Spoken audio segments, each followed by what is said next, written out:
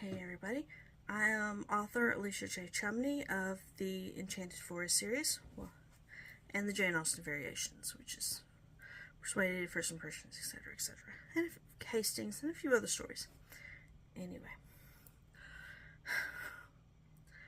Thursday is the release of The Goose Girl, the 9th book in the Enchanted Forest series, which, is basically interconnected fairy tale mashups. The premise of the story is the princess, Rosemary of Roshan, Sleeping Beauty Kingdom. 6 brothers and her older sister was cursed to be swans, geese, and a swan. 6 geese. Her twin escaped, but alright. Rewind. Back up. Okay.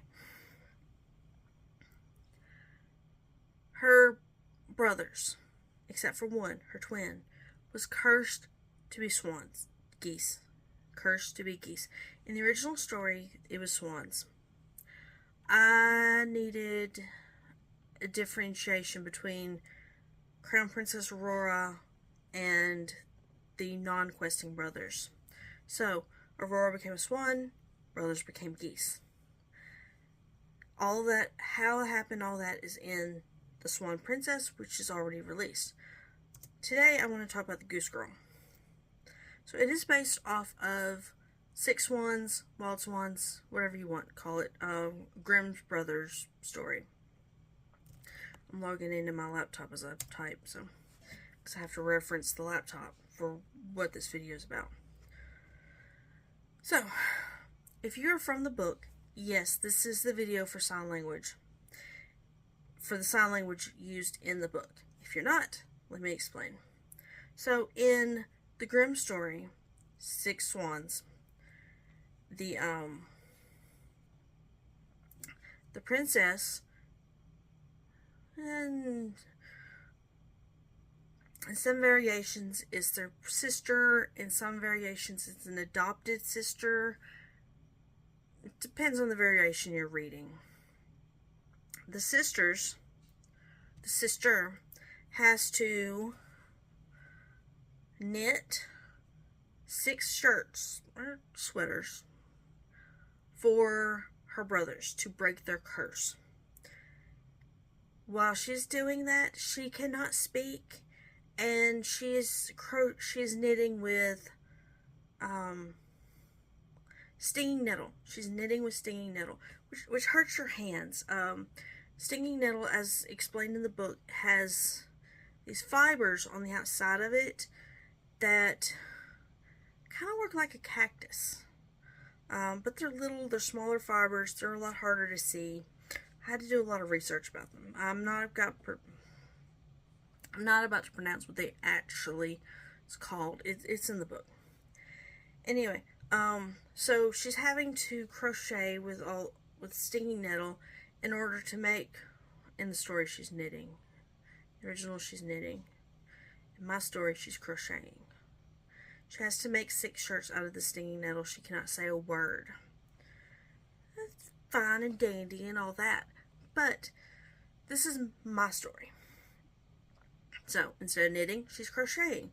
There's a big difference between a knitting needle and a crochet hook. But that's another video.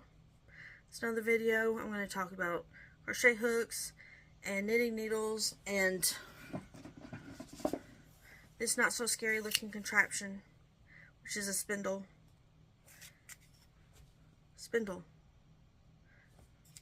There are no... Okay. That just made my point. And I haven't even worked with it. You saw, I still have the end on that thing. Anyway, the huntsman, because, the story includes a lot of huntsmen. The huntsman that ends up joining her group, her brothers and her maid and all that, because there are elements of the original story that I had to include. Anyway, he has a sister who is deaf, and he learned a version of sign language to talk with her, talk to her, so she's not alone in her little in her world, he wanted to be able to speak to her and her be able to speak back. So with this knowledge, he is able to teach Rosemary and a few of her brothers sign language.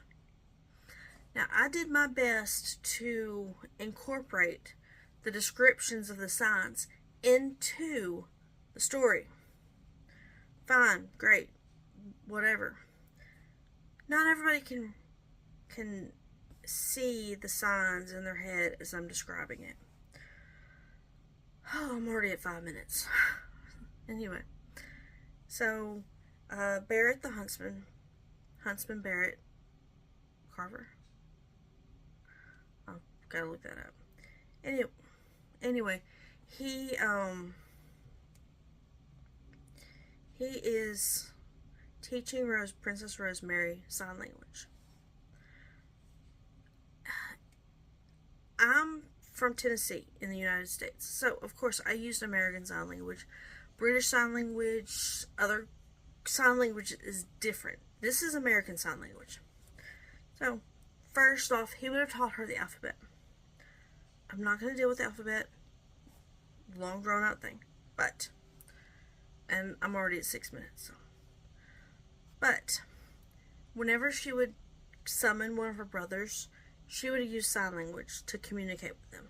The good thing is, most of them, at first initial, started with another letter, a different letter than the others. Because you have Philip, Cohen, Thomas, who's not there, Philip, Cohen, Flynn,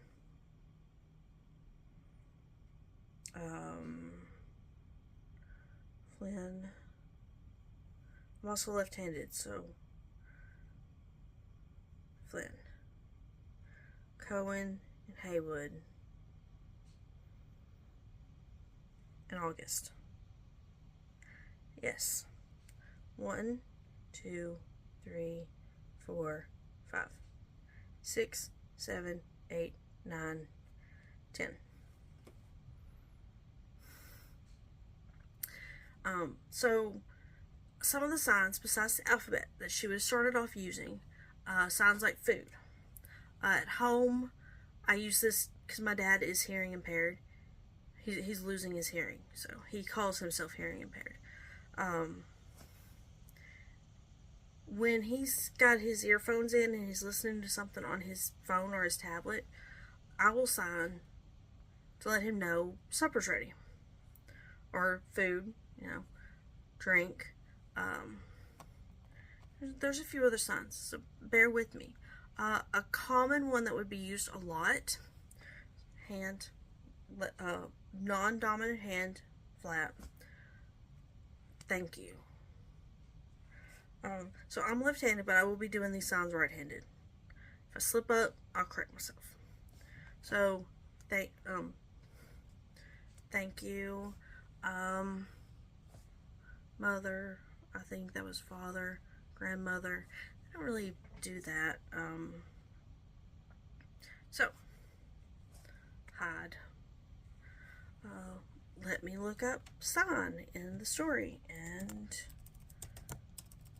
we will go from there, if I can type correctly. Sign. 72 results.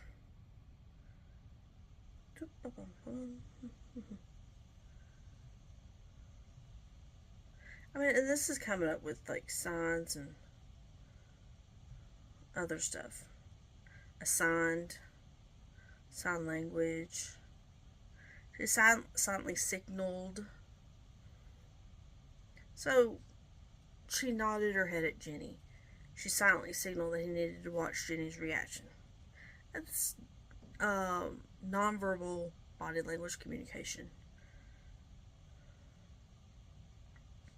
Holding up a fist, she signed yes by moving her fist like she was knocking on a door. So, yes. But Barrett did catch that she shook her head no at the sign as she signed the opposite. So, the thing was, yes, you can do that, but you also need to because some of the facial expressions, and I have resting B face, so I'm I don't even realize I'm not doing the faces when I'm supposed to be doing the faces. So yes, I don't remember what no was. I need to look that up. She didn't even bother to sign, shaking her head no instead of removing her hands from the spinning she was attempting. So I didn't even put in the sign for no in the story.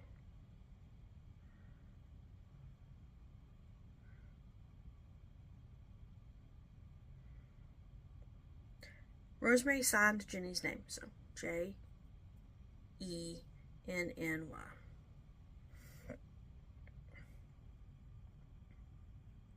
He's annoying, she signed.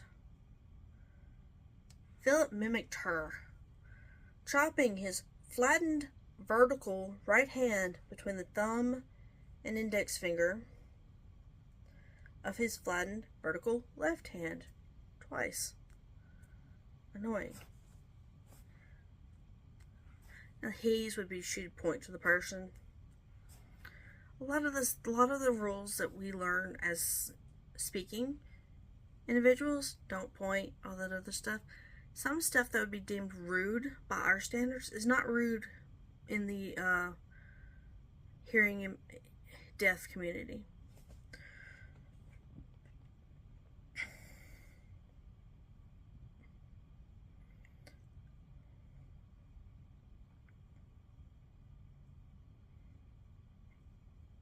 Oh, Rosemary shook both her head and sighed no. So I'll be back with the no. I'll be back with the no. No is pretty easy. I taught you the three earlier. 3 fingers. No.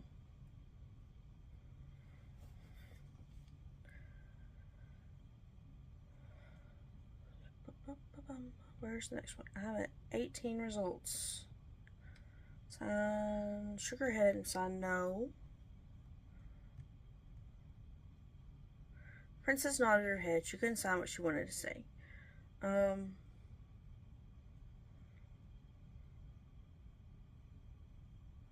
Okay, come here. Pointing at them. And then herself, using both hands.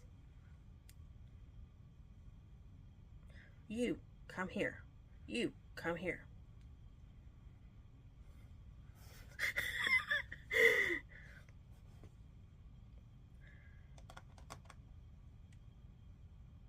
Recalling one of the first signs Barrett had taught her for safety reasons, Rosemary fisted her right hand into the A shape, turning it so her palm was facing her left side. Touching her thumb to her chin, she lowered it before moving her hand underneath her palm down, loosely cupped left hand. Hide.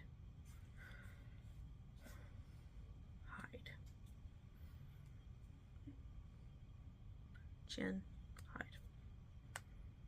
See? Left hand's covering it.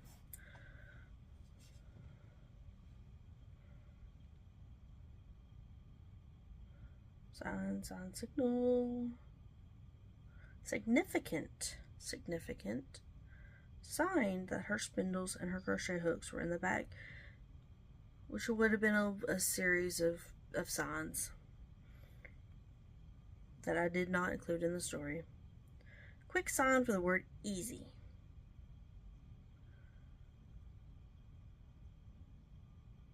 Repeating the gesture, his palms faced upward and slightly curved before his right hand brushed upward against his left fingers twice. Easy.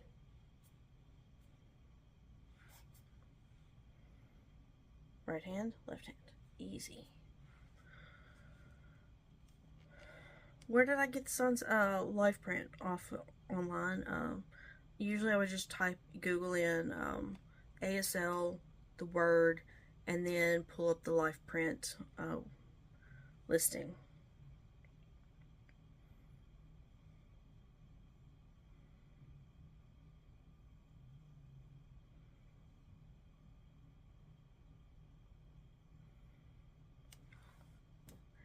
Instead, she moved her hand in front of her face and moved it down toward her chin, her fingers closing to form a fist. Even though she wanted to use the sign for tired, she was aware Jenny knew the sign for sleep. Sleep. Was tired? Tired.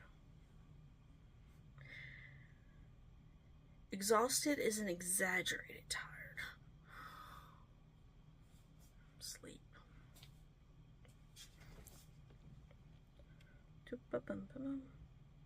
And really, Jenny would have probably paid more attention to sleep because it was at Rosemary's face. Then she would have signed for tired. If Rosemary is being used to, if Jenny the maid is used to talking to Rosemary, she'd be focusing more on her face than she would what's going on at her torso and chest area. So she would notice sleep more than tired.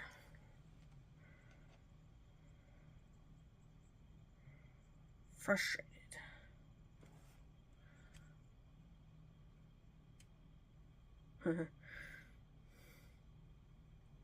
Okay. Overwhelmed. Hands. Just overwhelmed. Frustrated? Oh, left-handed. Sorry. Think of it like running into a brick wall. If you run into a brick wall, you're probably frustrated with the fact that you just ran into a brick wall or a door. Frustrated.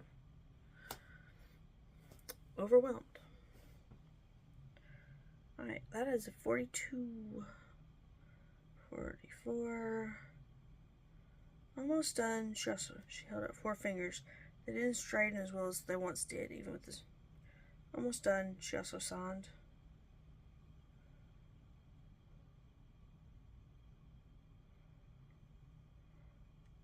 I'm not gonna look up.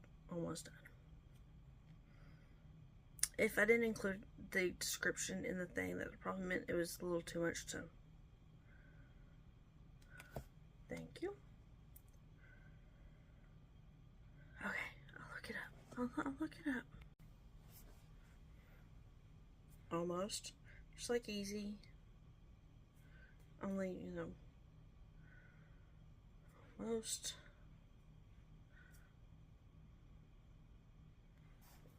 Anyway, done. Done. I'm gonna recheck that almost. Okay. Almost uses the one gesture. Easy does it twice. Easy. Almost. Almost done.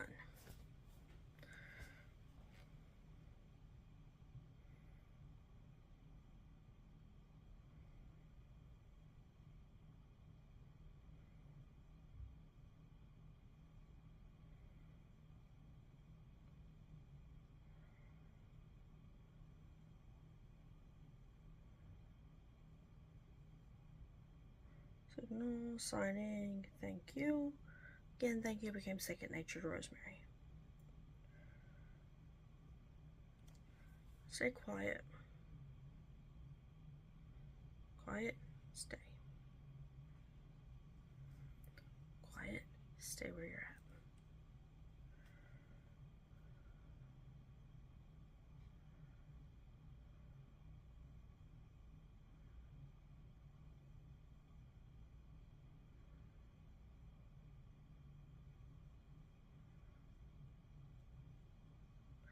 I can't.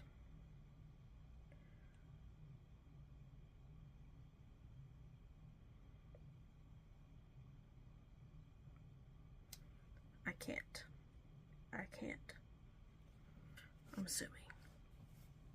Based on textual thing, he said it's pretty easy when she shakes her head and points at the boundary line. She probably pointed to herself, shook her head no. That would probably be body language, sign language.